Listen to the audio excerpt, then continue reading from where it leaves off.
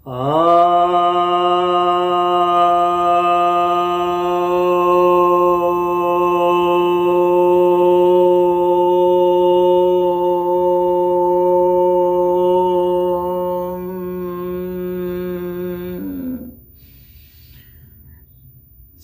भक्तजनों को सप्रेम नमन।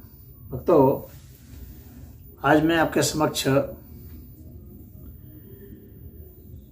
प्रश्नोपनिषद के 5वें प्रश्न के दूसरे मंत्र की व्याख्या करने जा रहा हूं। इसमें सत्यकाम ऋषि जी ने जिज्ञासा की थी ओंकार उपासना के विषय में पिपलाद ऋषि से, और पिपलाद ऋषि ने अब उत्तर में क्या कहा है वह सुनिए।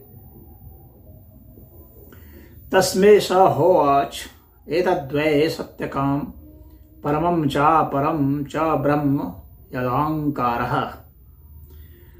तस्मात् विद्वान् एतेन वायतनेन एकतरमन्वेति। अर्थात जो पिपलाद ऋषि हैं वे कह रहे हैं किससे? सत्यकाम से। क्या कह रहे हैं कि हे सत्यकाम, यह जो ओंकार है वही निश्चित रूप से पर और अपर ब्रह्म है। अतः विद्वान इसी के आश्रय से उनमें से किसी एक को प्राप्त हो ही जाता है। अर्थात जो साधक है,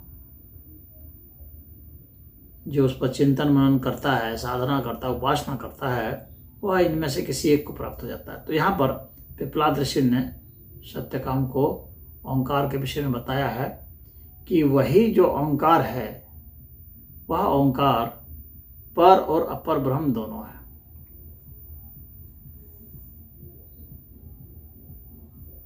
पर ब्रह्म का ही जो स्वरूप है वह श्रेष्ठ माना गया है, वही मूल स्वरूप माना गया है, और उस पर ब्रह्म तक जो चीज़ हमें कनेक्ट करने वाली चीज़ है, हम अभी जहाँ हैं वहाँ से, तो वह ओंकार ही है। और यह जो अपर ब्रह्म है, यानी यह जो भौतिक जगत है जिसमें कि सब आ जाएंगे, ऊर्जा आ जाएगी, पदार्थ आ जाएंगे, जितने भी मैटर एंटी मैटर सब हैं सब आ जाएंगे, प्राण आ जाएगा, इंद्रियां तन्मात्रा सब आ जाएंगे, मातत्व अहंकार,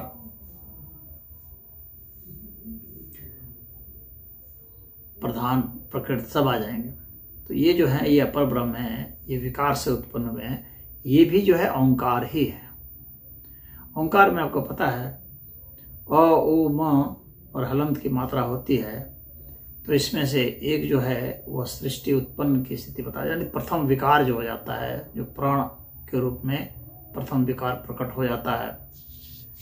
प्रधान से यह जो विकार आता है तो फिर उससे सूक्ष्म अहंकार होते हुए महतत्व अहंकार ये सब होते हुए, तन्मात्रा होते हुए, इंद्रियां होते हुए, बाहर के जो पदार्थ हैं, भौतिक पदार्थ,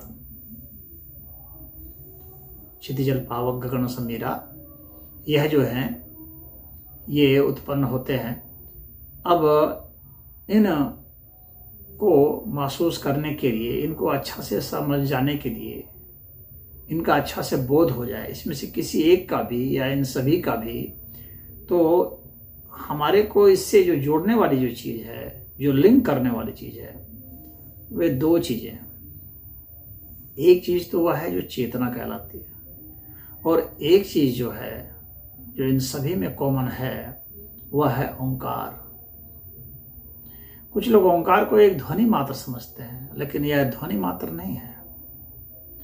ध्वनि तो बहुत सारी चीजें, ये ध्वनि का प्रिकर्सर है, ये ध्वनि का स्रोत है, ये प्रकाश का भी स्रोत है, ये पदार्थ का भी स्रोत है, ये हमारे इंद्रियों का भी स्रोत है, ये हमारे अहंकार का भी स्रोत है, ये प्रकृति का भी स्रोत है, यानी ये स्रोत है। इसीलिए ओंकार बहुत महत्वपूर्ण है, क्योंकि तत्व के रूप में वहां से लेकर के यहां तक जो प्रवाहित हो रहा है, यानी पर से लेकर अपर तक लेकर के हमारे से लेकर के सभी तक में जो प्रवाहित हो रहा है वह ओंकार है। वही उन सबको जोड़ रहा है।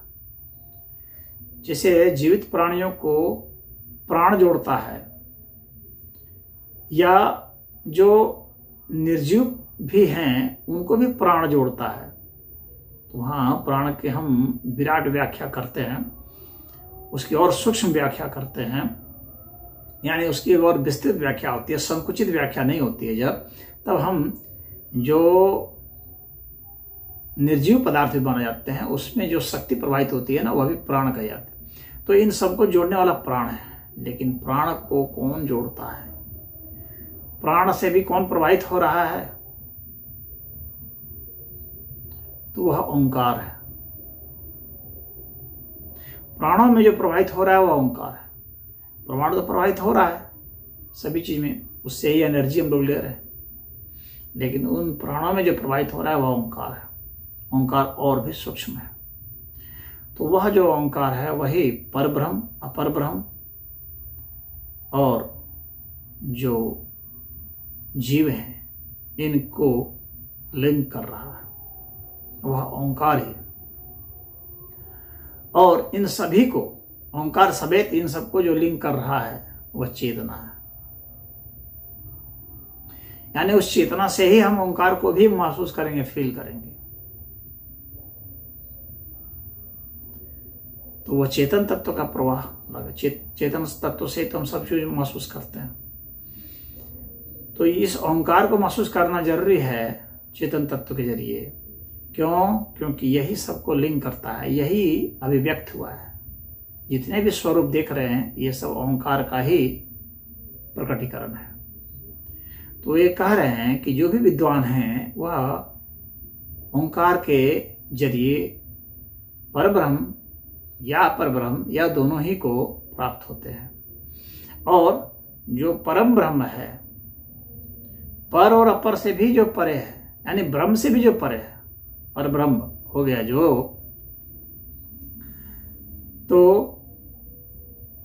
पर ब्रह्म है वह इस ओंकार से भी परे है। ओंकार से वहां तक नहीं जा सकते। तो वह कैसे हो सकता है? तो वह तो ईश्वर की कृपा से ही होता है, साधना से नहीं जा सकते। ईश्वर की ही कृपा होगी तो ही जा सकते हैं। परम ब्रह्म जो है साधना के द्वारा, कर्म के द्वारा अर्जित होने वाला विषय नहीं है। साधना के द्वारा अर्जित होने वाला विषय नहीं है। साधना के द्वारा अर्जित तो हम यहीं तक हो सकते हैं। तो ये यहाँ पर मंतव्य था। ये सारे जो है जितने ब्रह्म हैं, ये ब्रह्म जो है ये ओंकार का ही आलम्बन कहते हैं। समीपवर्ती जो है, माने सबसे करीबी जो है ब्रह्म का, वह ओंकार ही है। ये इसीलिए ईश्वर का प्रतिनिधित्व करने वाला ओंकार ही माना जाता है।